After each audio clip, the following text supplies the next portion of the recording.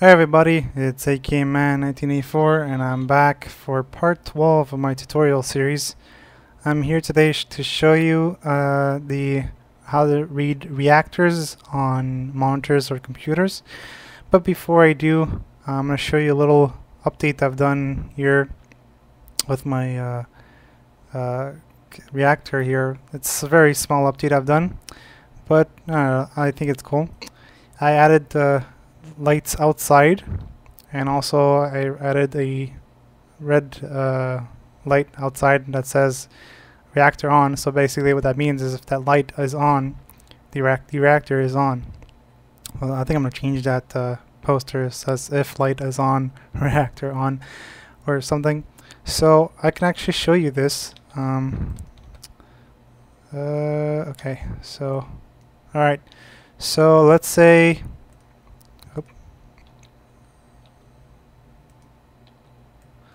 alright, so let's say it's getting dark. I'm just gonna cut this because it's gonna take a while for it to be dark. But when the night comes, those lights are gonna turn on by themselves. So I figured out how to do automatic lights. It's kind of a cheat. I didn't do it through ComputerCraft, but I did it another way. But I mean, it still works.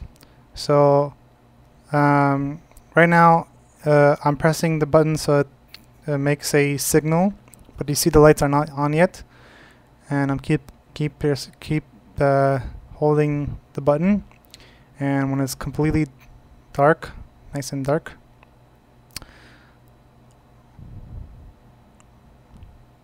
hopefully this is gonna work. Come on now.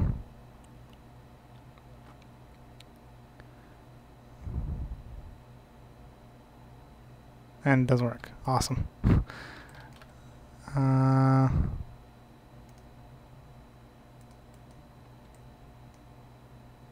Oh, it did work. I don't know what happened, but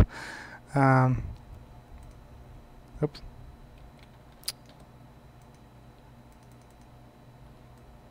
Anyways, we'll figure that out later. But it does work. So let's just make it day now. And the reason why it's foggy is because I had to tone down the graphics a little bit so that I can do a screen capture of what I'm doing here, because I'm going to be going into Notepad++ and going back into Minecraft back and forth, so I can show you how to make this work. So if you guys didn't see my little video on how to set up ccSensors, which is this thing here, and also this thing here, I'll put a link in the description below on where it is, so you can see how to set it up. The only thing is you're gonna have to, when you put your sensor down, you're gonna have to put a ComputerCraft sensor module in here. So and also another important thing is the name of the sensor has to be reactor. If you want to name it something else, just remember what the name of the sensor is going to be. Okay, so when that's set, all done, we have your nuclear reactor here. This is one cell, so I could just demonstrate. And here I have a thermal monitor that's set to 4500, and when it gets to that temperature, this wire trips and it turns off the nuclear reactor.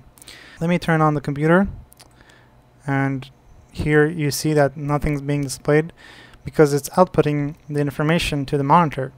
Now if you want to change that, or you want to have both, you can always do it, and I'll show you how to do that. So let's see what the monitor is showing right now. And here is what you saw in my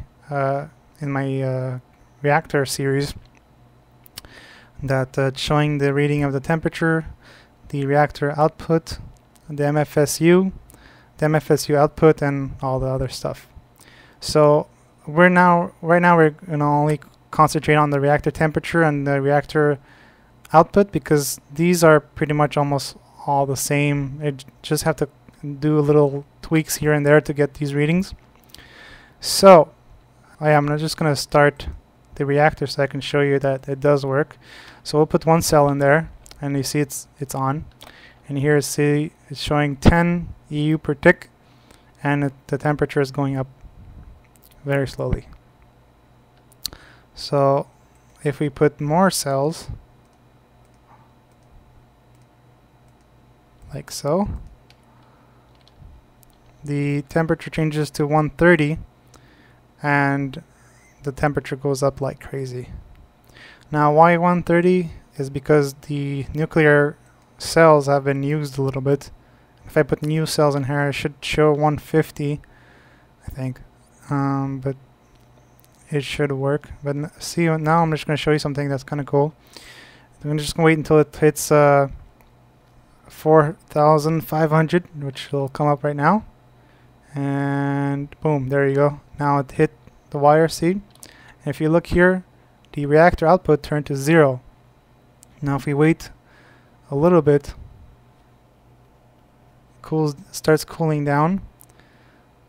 I think what is going to happen is, I think I'm going to have to put ice in there.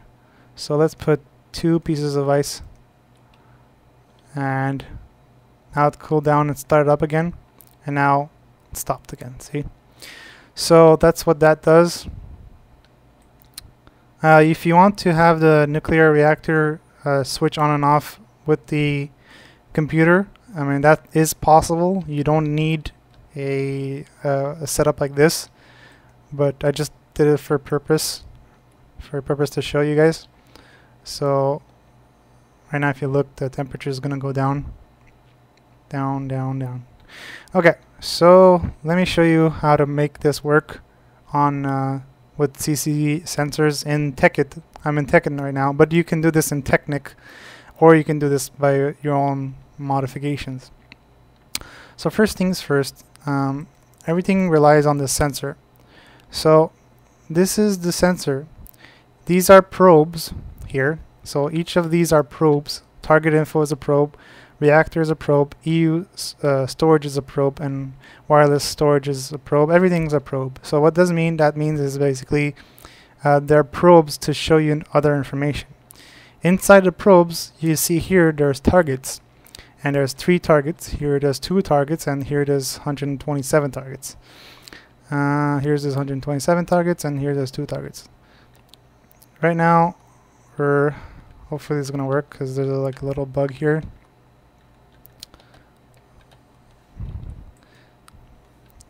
So if you ran into a bug like this, like I did, it should show you the temperatures. It should show you the same readings as here.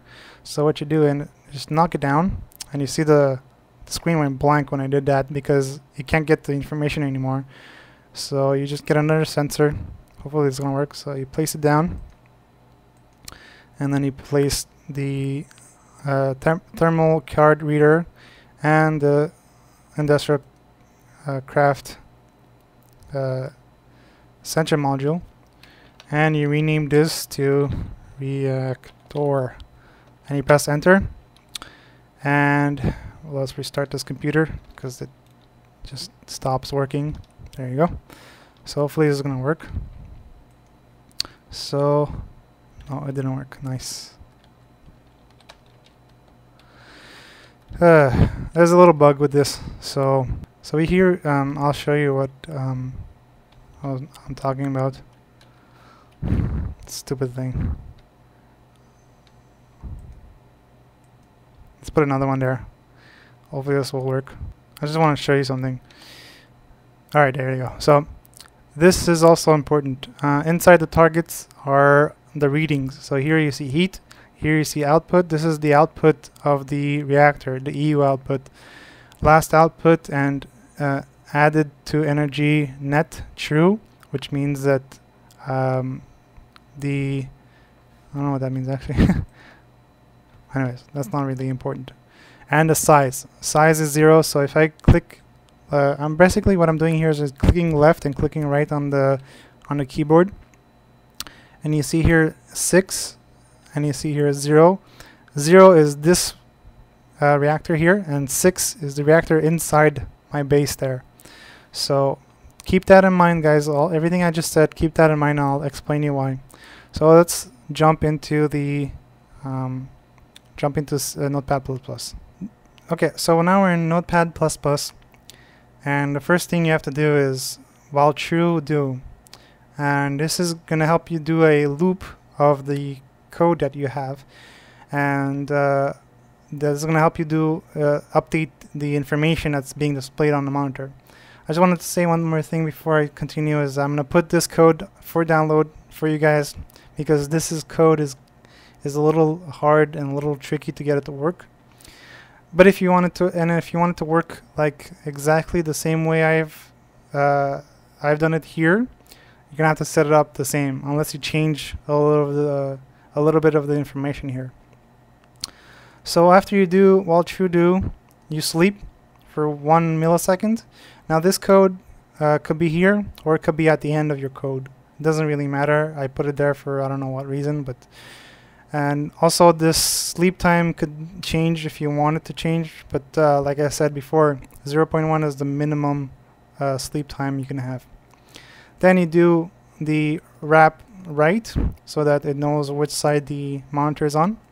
You do a clear of the monitor, and then you put the text scale to 2. Now if you want it bigger, you can go ahead and put it from 1 to 5. There's no way you can make it any bigger than 5. But right now what I have on the screen displaying is 2, and the reason why I have it on 2 is because I have a lot of information. And this code is the same code I have inside the reactor room. So after you've done that, you have to put some variables. So this variable is just to get the controller, which is this in the back here, the sensor controller. It needs to find the controller. So once it finds the controller, you have to put the data, the sensor data, in the data format. So the first thing you do is put the name of your sensor. See the name. My name is Reactor Sensor Data 1.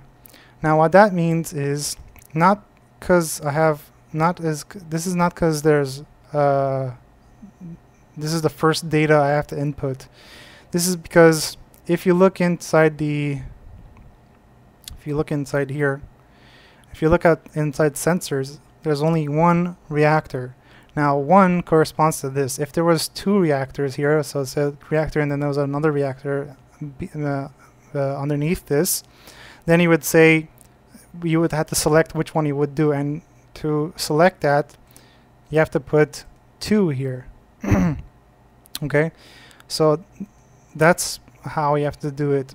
So once you select the sensor you want, you get the info from the sensor, and also you set the range of the sensor. Now here I have it to set to 2, and that's also important. If you set it to 2, that means that this sensor, not this one, let's take that one out. This sensor is 2 blocks away from the object. So 1, 2. So 2 blocks away from this object is the sensor. If I put 1, it's not going to be able to detect this reactor because it would have to be here. And you can only set it from 1 to 10. If you want to do it more than 10, you can, but you're going to have to change the configuration files in Minecraft or ComputerCraft. I don't remember. No, sorry, it's in Minecraft somewhere. Or no, sorry, it's in ccSensors somewhere. But I suggest you do not touch that because you might screw up the whole Minecraft or something.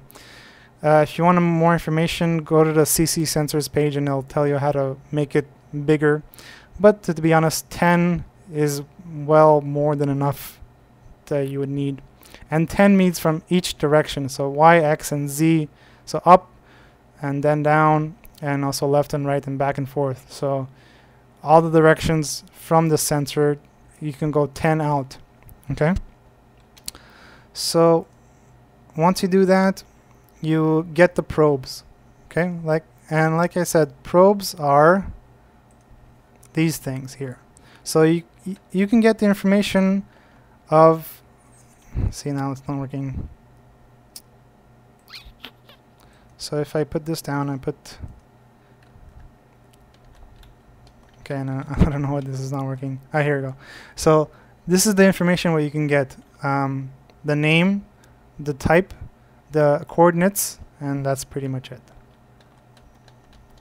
And it's not displaying the coordinates of my reactor. Well, whatever.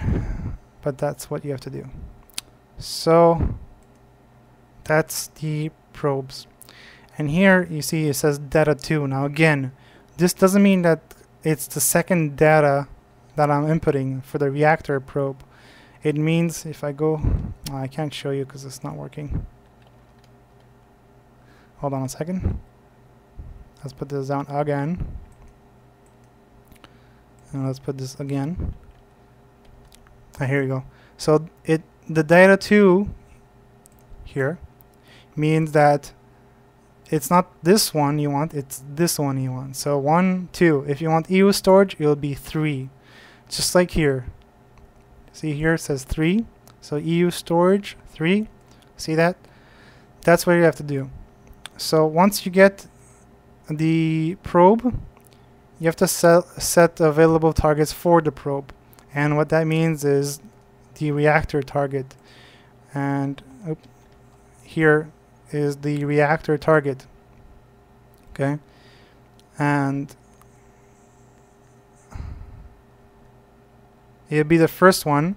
See, I'm just pressing left and right. So if I press, now I'm pressing left, and nothing's happening when I press left because this is the first reactor. So what? And that would mean, yeah. Sorry, here. So reactor target 1 would be this one. If I put 2, it would get the readings of this one, which is the one inside of the complex. So this is why it's 1 here. So once you get the available targets, you set the target, and then you set sensor reading as dictation. Sorry. So this is a pretty hefty code, like I showed you. I'm gonna put this to download. Don't worry, guys. So you can copy my stuff and change it a little bit here and there. Now, sorry. Now, to display on the monitor, what you need to do is mon.write. You can set the cursor position like I've done here, but you don't need to. Then you do mon.write, and then you do reactor temp. Now this here can change to whatever you want, and then after that you have to put data.heat. Now what that means is it's basically getting the data which is here, the 0, from the heat target, and it's displaying it on the screen. So there it's 0. So here, if you look again, it's 0. So if I turn this on again, and if you look in here, see now the information changed here, but it's not. If you look, it's not moving. The only way you can make it update is press left and then right, left and then right. See, it updates. But if you look on the monitor, it always updates because that's how it's set up. You can't update it through here, but whatever. So let's turn this off. So that's how you get the reading of the heat. And also it's the same, sorry, also it's the same for the EU output. You just do data output. So if you go back into this thing, see here output is 0. That's how you get the EU output, and that shows you how much energy output per tick you're making with your reactor. Now, you don't. If you want, you can have these other settings, other readouts if you want. So you just, the only thing you have to do is add here mon.read EU storage. Sorry. or reactor content, just like I have it here. So if you look down here, see here, MFSU data output. So if you look at this, see now I put this as 10 because this is the actual code of my other computer that's inside the station. I put it to 10, but we'll change this to 2 for now. If you want to put it back to 10, you can put it back to 10, but it's better to put it to 2. Actually, if I do that, if it's not going to be able to read the information that's on the board, so let's put it back to 10. Anyways, so see here, the information changes a little bit. So instead of having reactor that is here for the target, you put EU storage and you have Digita 3. And then here you have MFSU target data 3. So if you look at these, see here it says bat box. That's tier 1. This is the first one. This is the first information. So if I go back into my code, see here it's the bat. This is the bat box, and here see the bat box target is 1. And then if I press right on the keyboard, I get the MFE reading. That's the second target. And if I press right again, I get the MFSU target. That's how I get the information of the MFSU, the MFE, and the bat box. So here you see there's more information like max storage, energy, output, redstone, which means is when there's a redstone signal to the MFE or whatever, and the last one. So that's pretty much it, guys. So that's pretty much it, guys. I'm gonna put the download to this code. I'm gonna put the download to this code in the description below, and also how to set up ccSensors. And I'm just gonna show you again. How this is set up. So there's a sensor here. You can put it almost anywhere you want. Just remember that it has to be 2 blocks away. But if you do put it further, then change the range of the change the range here. So change it to 10. So there is a you don't need this if you don't this setup here. You don't need it if you don't want it. But it's always good to switch off your reactor before it blows up. And there's a computer behind here, and the monitor is on the right side of the computer. And the sensor reactor, doesn't really matter where you put it. Just remember that you have to make it stick to the computer, and it's on the back of the computer. And that's pretty much it, guys. So that's it for this tutorial. Hopefully that's going to help you, and I'll see you guys next time.